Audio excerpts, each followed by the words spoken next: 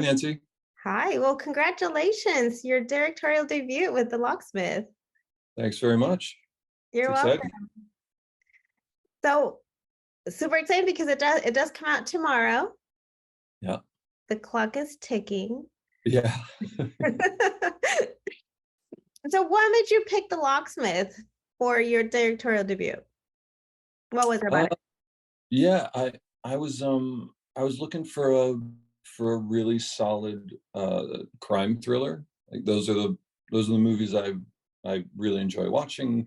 Those are the movies that I've really enjoyed working on as an assistant director. So I knew I wanted to be in that genre.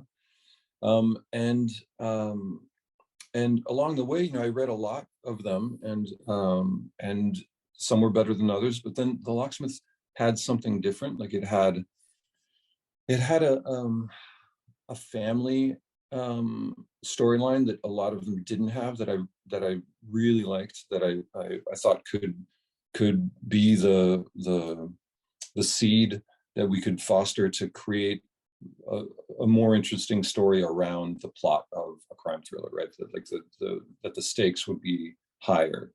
And so it was still a script that needed a lot of work. And then we spent a couple of years developing it and had a few writers come on, and little by little it turned into this pretty solid kind of neo noir that we had hoped it would become.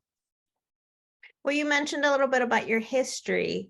So how do you feel that all your knowledge that you got to learn from your previous jobs helped you with this film? Well, I had an embarrassment of riches with regard to seeing great filmmakers work. One of my early second AD jobs, I worked on The Hurt Locker with Catherine Bigelow, who was a total inspiration. I've done quite a few movies with James Ponsoldt, who's probably the actor's best director, just like absolutely dedicated to his cast. And then, David Mackenzie, Damien Chazelle on Whiplash. I got Taylor Sheridan on Wind River and Yellowstone. Like I just had these incredible examples of people who had very, very specific visions and were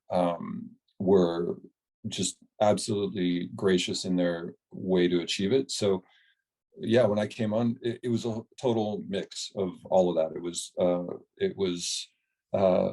David Mackenzie's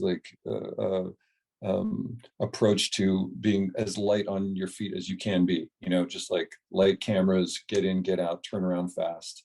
It was Taylor Sheridan's just love letter to the West, right? His neo Western style that I was very influenced by. So yeah, it was just like I said, an embarrassment of riches for inspiration. That's brilliant. The way what you're saying. What scene was it, the one that excited you to finally just have the opportunity to shoot? Oh, a specific scene. Oh, that's a great question. I might need a few seconds to think about that. No one's asked me that. Um, let's see. The diner scene, the first time he sees the kid and his ex, I was really looking forward to.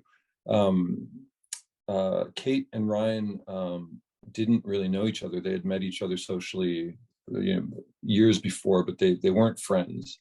And so we thought, so I proposed to both of them because Kate was coming in later in the schedule and Ryan was there the whole time. Kate was coming later. I thought it'd be an interesting exercise to not have them meet until she walks in. So like the couple days when Kate was in doing fittings, they didn't cross paths by design. Like my assistant director team made sure they never saw each other. And then that morning we didn't rehearse the scene. We just set it up and we put the cameras down and we let Kate and Madeleine walk into the scene, and that's the scene. So that just to emulate that sense of distance and awkwardness for someone who's been detached from his family for such a long time. I'm learning something. I thought usually they always meet, congregate, before scenes. They're getting to work together. But I mean, I didn't know there was this kind of tactic too.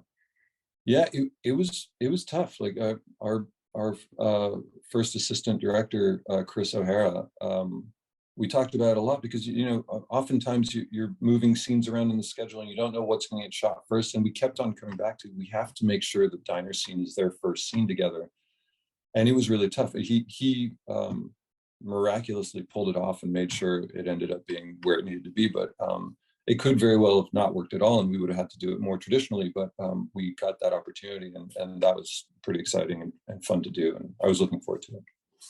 Great. Well, right now that you mentioned the cast, how was it bringing in the cast? Did you have them in mind? Do a casting? Because these are like good names too. Yeah. It all it all went through our casting department, and early on, you need certain names to get a film financed and greenlit, right? So Ryan and Kate were on very short lists of people who could make that happen, and then it just became a question of people's schedules and how we could make it all fit together. And the second Ryan signed on, it was a total boon to the film. Like, I mean, I was over the moon. I had no idea that he might even consider coming on such a little movie, right? It's like he's been in such massive productions. And we met in LA kind of before he had fully committed to it, and we talked through the script and through the character and through like how I wanted to approach it, and we really got along. And then Kate was involved too around the same time. Kate and I had worked together before on a film back in 2013. I was the first assistant director. So we knew each other and we really appreciated each other. So the second I knew she was interested, that was same. Like, okay, I can't ask for for a better duo. And then yeah, Ving signed on, and then we got into the like nitty gritty of the casting process where it became who's available for these supporting parts. And every time I would get a call from Gabrielle or our casting director, she'd be like, "Hey, Jeffrey Nordling wants to meet for Zwick," and I would just fall out of my chair. Like, are you kidding me? Jeffrey Nordling is interested? Like, he would come out? That's insane. Okay, cool. And then St. Charlie Weber, like, what? Insanity. So and it just kept going until I had this like incredible cast for a first timer. I'm so blessed. I can't even tell you. And I'm sure it did your jobs go smoothly and much easier too. Yeah, absolutely. I mean, when you have a cast like that, you just make sure you point the camera in the right direction, and then they'll do the rest, right? Now let's talk about the film, because there was one scene that I was kind of like, wow, I'm learning something. It was a brilliant idea, and I don't think it's a spoiler. The motion detector. Yeah. In a bag. I Yeah. never thought of it like that. How did that come up? In the safe. Yeah. Yes. Yeah, well, we were just trying to figure out we needed a cold open scene for him to get arrested and sent to prison. It was a bunch of different things until it landed on this.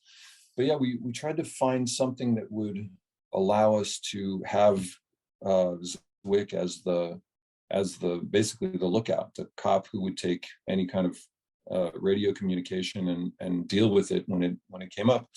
And yeah, this idea that they could go into a separate space that didn't have any motion detectors and do the heist from that side, and then that they would still be foiled by something that was in there. It kind of naturally evolved from all the discussions of how to make it something ideally that people hadn't seen before. You got me on that one. Oh, cool. Many moons ago, I was for a moment working for an alarm company, and then I was like, wow, I never would have thought that. No one ever covered that. Oh, cool. Yeah. So what other thing was it that you guys were putting a lot of brains into for the film? For example, this one we just discussed.